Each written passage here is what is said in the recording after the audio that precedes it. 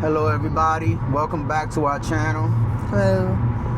It's Frank and Bev. We are actually doing a second video because we have a long drive today to New Jersey.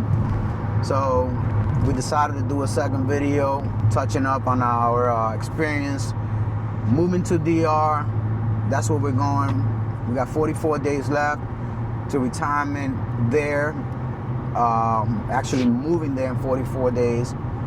And we wanted to talk about another topic, may or may not help, you know, somebody that may be kind of like dealing with the same situation. And that's the topic of my wife. We've been married now 23 years. Yeah.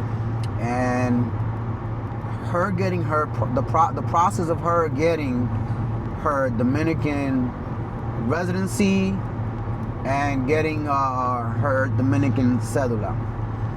So initially, I started out with the process of two of my children getting their Dominican citizenship.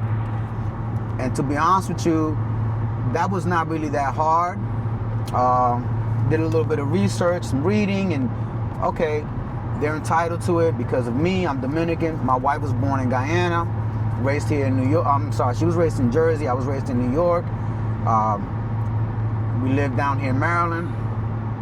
So the kids, they had no issue.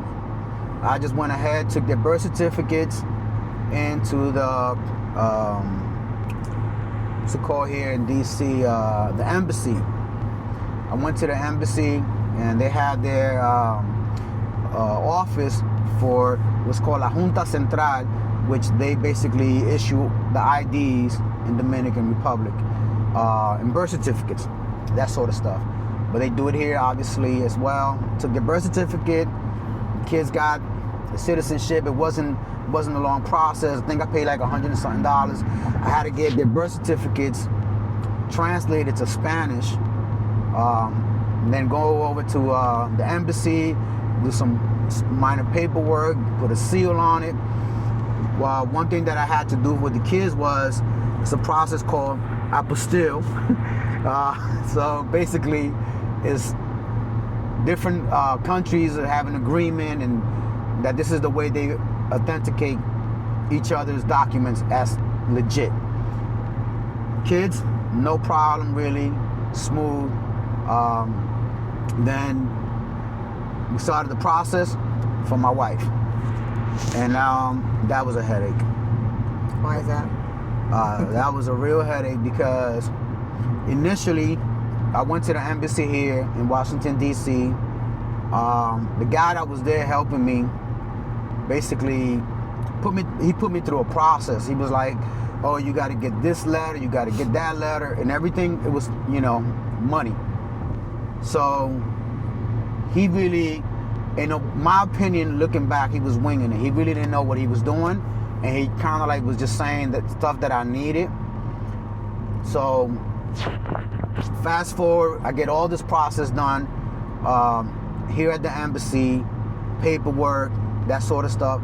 Now, my wife's birth certificate from Guyana, we could not get apostille because Guyana at the time, I don't know if they might be in it now, we're not part of that agreement. So we did take the birth certificate when we were going to immigration in Dominican Republic, and you know, took her documents for citizenship here in the U.S. My cousin, who is involved in the government there, so kind, and his co-worker, who's also involved in the government there, helped us with the process. Right. I mean, they were amazing. You know, I don't know the process there. We're just showing up like, hey, we have everything that's asked for, whatever. We went with them, you know, and when we got there, we were missing, numerous documents that they wanted. And all the documents that we had, they were like, a lot of it was like, we don't want that, we don't need that. So we got there, and it was like a list of, I don't remember now, but let's say maybe 17 items. We were only able to check off like 5. And my cousin and his partner at the time, co-worker, they were relentless. They would not give up. Like, doors were shut, like, no, that's not gonna work out. And, they were like, okay, let's try to call somebody, let's do this and that sort of stuff. And if you ever dealt with anything in DR as far as like government paperwork, it's crazy. It's just, time consuming. Oftentimes they give you misinformation. Yep. No one communicates with each other. Right. You can go to the window right now and they'll say, yeah, you need 1, 2, 3, 4, 5. Come back in 30 minutes and they'll be like, no, you need 3, 4, 5, 6, 7, 8, 10. It was crazy. And this is, very new to us. It was no consistency on what paperwork, what documents were accepted, what was needed. The whole apostille thing was a real big issue because it was like they would not accept her birth certificate from Guyana. Then they didn't want to accept her U.S. citizenship documentation. And we were even told at one point, yeah, you're going to have to go to Guyana. And I'm like, it doesn't even serve a purpose because they're not participating in this whole apostille process. And because my cousin and his partner were relentless, they were able to speak to like a supervisor and, get some type of like, okay, we'll waive it and we'll do it with just her U.S. citizenship. Now, if my wife was just a U.S. citizenship, it wouldn't even be a question. But because, she was born in Guyana, it was like we have to have a birth certificate from where she's originally from. So that turned out to be a real headache. The way it actually works, and I found this out as we went through it, immigration actually has a really decent setup. They have a portal, the immigration website for the Dominican Republic, and they'll have a list of documents on there. And it's kind of like simple, honestly, looking back at it now, but the embassy here screwed me over because they gave me misinformation. They gave me just really bad information. So the way it works is you go on there on the portal, you create a profile, and then you go through all the little checklists that they have, and you upload these documents. And as you upload them, then once you meet all the documents, submit, they'll look at it, say, okay, yeah, you're good to go. They'll give you an appointment. Right, but that's if you don't have the issues that we had. Right, but that was in place. That was already in place. But what happened was the embassy here didn't even tell me about the portal. Right. They had me like create these documents that when I took them there, they were looking at me like, why do you have that? You don't need that. So if you go to the immigration portal, create a profile, and basically, in the website, I thought it was cool because you can translate the website to English, Spanish, and I think it has a couple other languages. It'll tell you basically exactly what you need. Mm-hmm. And then you just continue uploading them. And at least you're dealing with immigration itself. So even if you get there and there's some stuff missing, then at least it shouldn't be as much. Now, we had to, once we got there and we were missing so many documents, now we're in DR and we're trying to get documents. And we even had to purchase, I don't know if you remember, we had to purchase insurance for my wife, basically indicating like if she overstayed in DR, this insurance would cover her being flown out of the country. Now mind you, she's there legally anyway because she had U.S. citizenship, and that's how she was traveling there. But it was one of the requirements that they had on there, and it was so many little loopholes and this, and you're missing that. So you gotta kind of like be ready for that. But I would recommend is using the immigration website with the portal, and if something goes wrong, at least 9 times out of 10 you will at least have most of the documents. Because even from the list from the portal, when you tell them, hey, I have this, it was like, oh yeah, but there's something else now that you gotta add. So eventually we were able to get it done. Mm-hmm. I mean, we went to the Santo Domingo, like 3 times, 4 times. Yeah. and it was frustrating. It's hot, stressful, and so being shuffled around to different people. yeah, being sent around. So, and you know, you talk to one person, they say something, the other person says something else. Now, I say all of that now, once my wife was able to get her residency, which expires every year, is only good for a year, and her Dominican Cédula, but hers is a little bit different because she's not fully Dominican yet. It expires yearly. It's green, the one that she gets now, and she's not allowed to vote. Obviously, she's in the process. Now we've been in this process of renewing this Cédula for 4 years.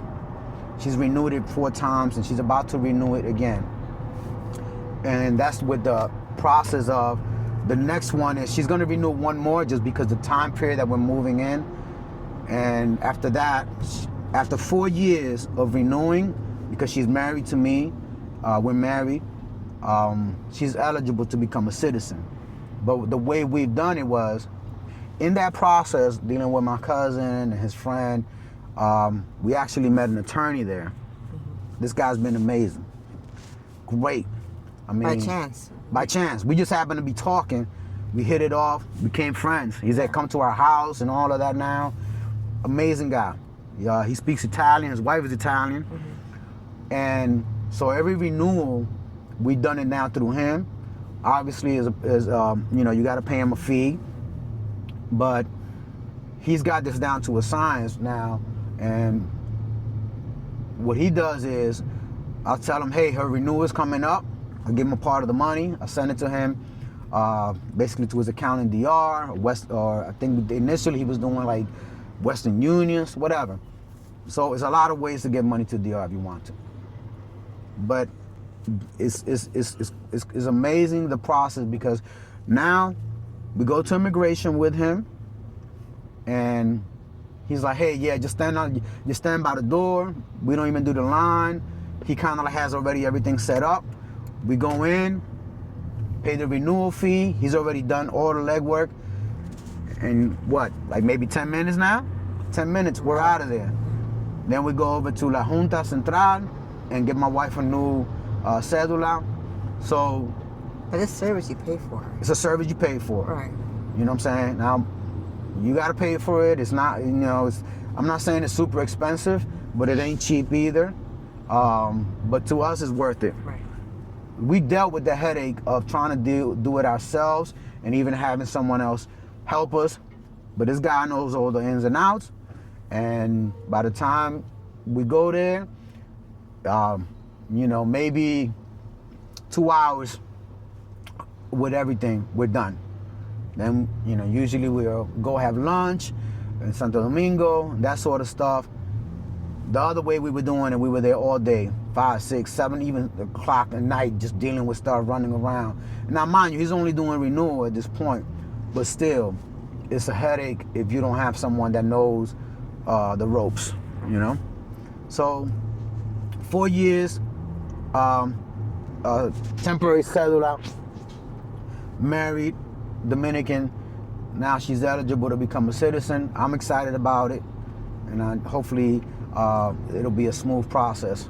I think so. I think it will be. Yeah. So that's the next. So we're gonna do one more renewal with the attorney, and then after that, we will apply to do the whole process, and it's another process, you know. He was telling me something about it. You know, obviously you got to show income. You know, you got to show that you're not going to be a burden on the country. You got to show, okay, I have income coming in. You know, you're able to sustain yourself on your own income. Now we're retiring, we're married. Our income basically counts together. We're good on that. You have to be able to, you know, obtain insurance, health insurance, so that, you know, the government's not sitting there. You're retiring there, and now you're eating up their health insurance. You know, that it's basically the benefits that the government provides there. You know, Dominican government does have very, you know, minimal insurance. Basically, it's like a Medicare type of situation.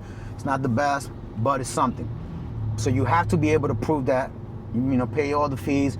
You have to do, he sent me a whole list, I can't remember right now, but there's blood tests, it's like a mental acuity test. You have to go through all of that. I hope you can pass. So I should be okay. I think you should be okay. So you have to do those type of things. And I may be missing some stuff, but that's kind of like how it works over there. And then after that, my wife will be a citizen, full-on citizen, and she'll have availability. She has that basically now. The only thing that she doesn't have now is basically she can't Vote. She can't vote. That's about it. And I think that's kind of like, I don't know. There might be other stuff that comes into play with that, but right now it doesn't come to mind. I did want to ask you, like, this whole process of moving to Dominican Republic. How do you feel about it? Like, you don't speak the language? No, I don't speak the language, but I think I know the basics, and in the Dominican Republic, if people see that you're trying to engage and trying to speak the language, you're very helpful and very open to you. They're very, nice. So I've never really had an issue communicating or getting around, different stores and markets and restaurants. So I think it's pretty exciting. It's a change of pace, change of environment, tropical setting. So it's something to look forward to. Very exciting.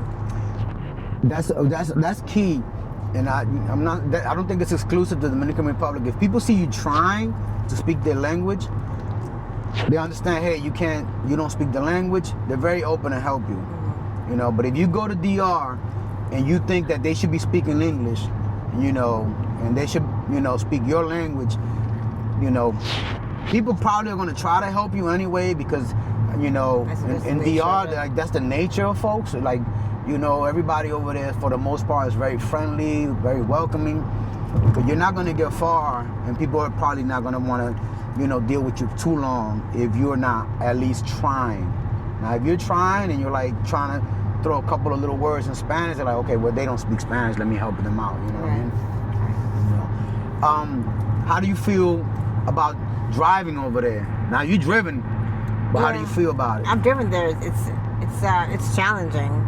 I think the roads, they're getting better, but they're a bit rough, and the traffic laws are not always adhered to.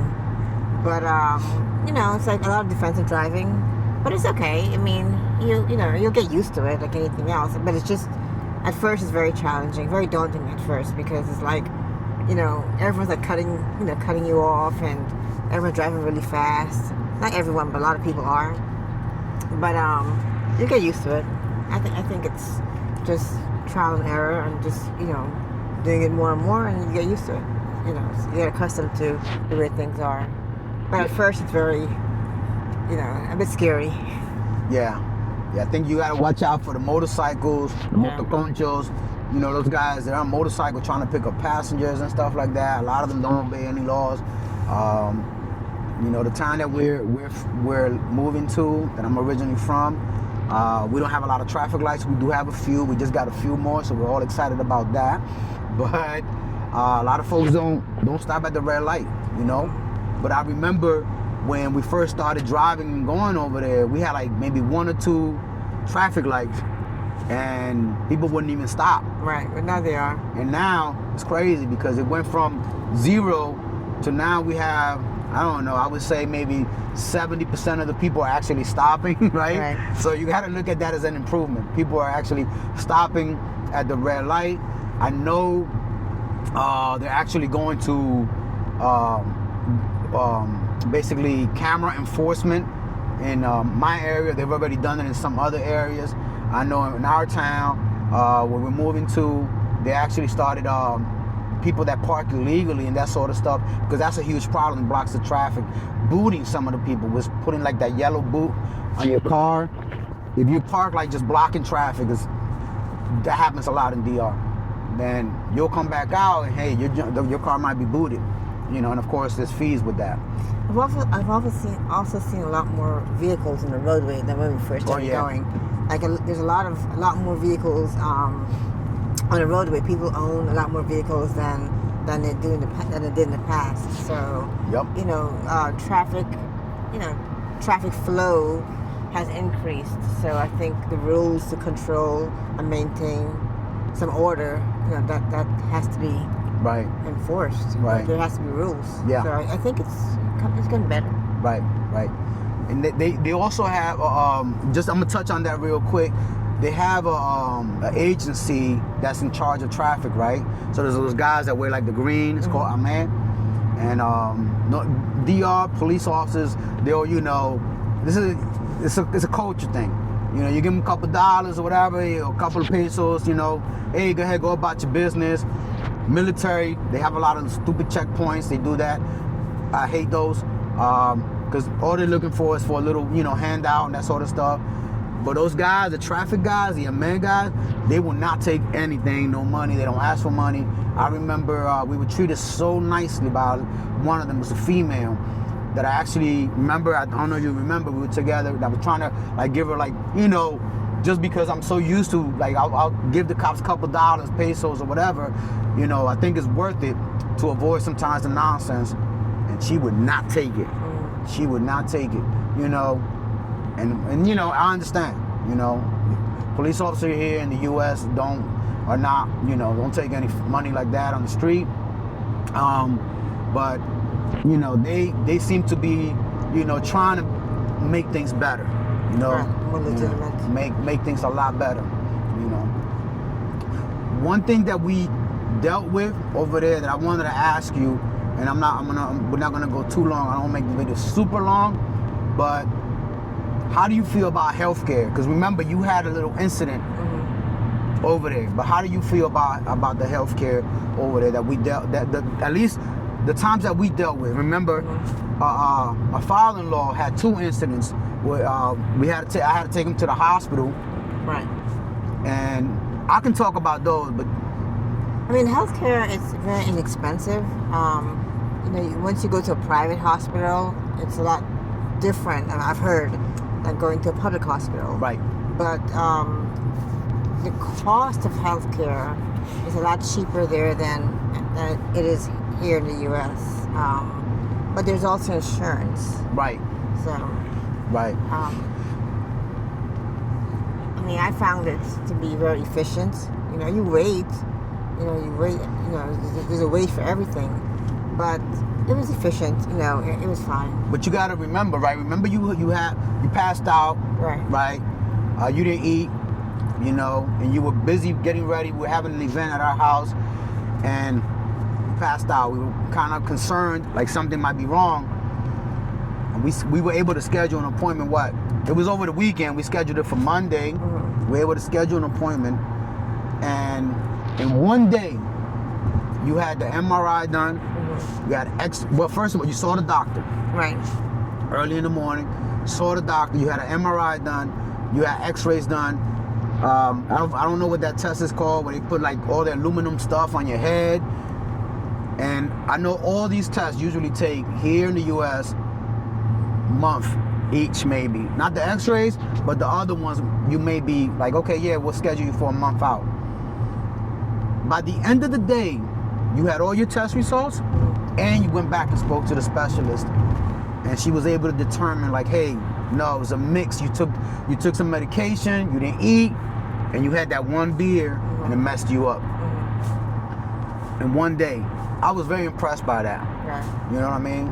And then when my father-in-law, Pops, he had 2 incidents. I had to take him. One was he fell down, cut his head.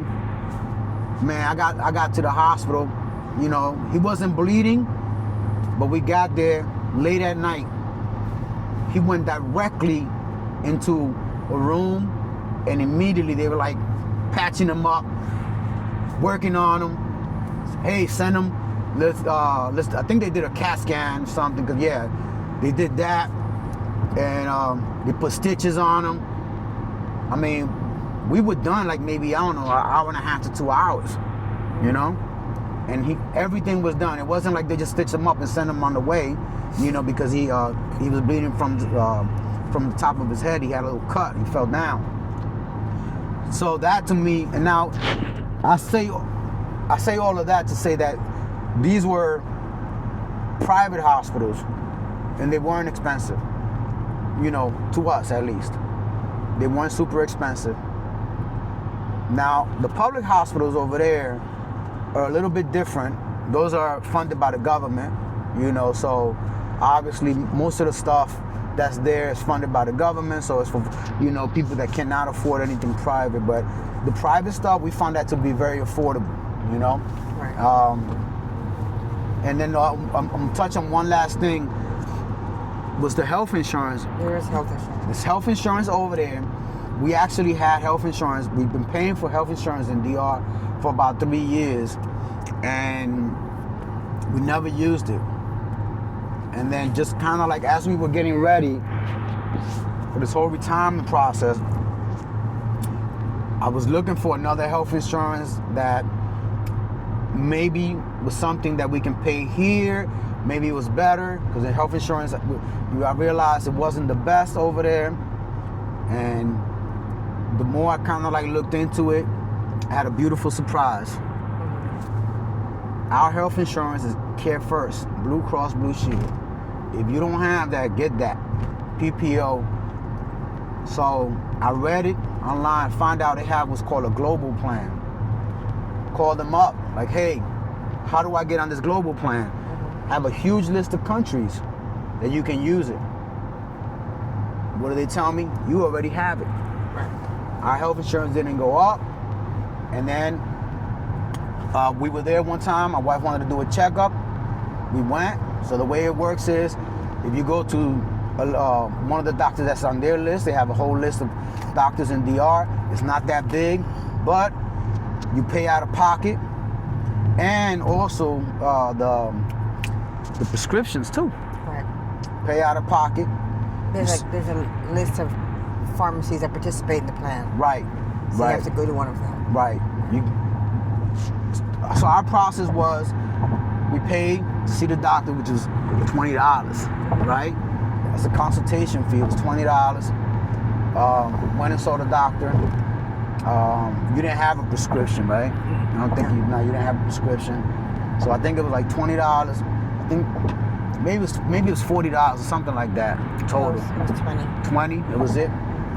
So then they have a portal. We go on their portal, and we submit the receipt of what we paid, and they reimburse us the entire amount. You know, so I mean, that's a beautiful thing. We're gonna keep that, of course, and that's what we're gonna try to use now that we're moving there. These are just some of the things that we dealt with. Everybody's experience may be a little bit different. We're just kind of like putting it out there that, you know, there's a lot of options. You gotta kind of like seek out some of this information, do some research, and you know, it may work for you, it may not work. But overall, how do you feel, you know, getting ready to make this move to this country that you like going there, you visit there, but now you're gonna live there? No, it's going to be an experience, Right. for sure. I'm open to it, and I think it'll be fine. You know, I think, there's nothing there. There's nothing that I have here that I can't get there. Right. You know, so it's just a change of environment, and I have to learn the language, but the pace, you know, of life there is just so slow.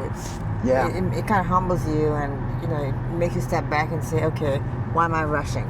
You know, things are different there. It's not as stressful there as it could be here. So I look forward to it. Excellent. All right. And my dog is also going. Suze is also coming. Of course. He's already been there a couple times. He loves it. He gets to run around. You know, he's got his own little area. He thinks he likes to do sunbathe and that sort of stuff. So, and we're also getting at least 2 more dogs. Corsos, that's what we want. We're building a dog house for them now. So, and we'll be kind of like posting about that stuff once we're hopefully there, God willing. But that's basically it. Just wanted to kind of like touch on, you know, some of the stuff that we dealt with, you know, and you know, just kind of like put out there, how do you feel about moving there? Seems like you know, you're all very open to it. I think at this point you should be. You have a house there. Been there many times. Yeah, right. No, it's a good way to live, especially for retirement. Right. It's gonna be well worth it. Right. All right. So make sure you guys hit like, subscribe to our channel. We're just gonna kind of like keep you guys updated on this process of moving there. Countdown that we have going on. We started this little series about moving to DR process and all of that, but I had to have a small surgery, so I was out of commission. But we're back doing some videos, and we're just talking about our experience, our life. That's it. That's it. We're like retired old folks, and this is what we're gonna be doing, this and other things, and we have a lot of stuff going on over there already, and we'll be talking about that. Going to some parts of the country, and taking you guys along with us, and hopefully you enjoy it. And that's gonna be something that we are looking forward to it. Right. DR, and hopefully once we hit all the spots that we want to in DR, then venture out to some other places. Other countries. Other countries. That's right. All right. Well, make sure you subscribe to the channel. Take care. Thank you. Take care.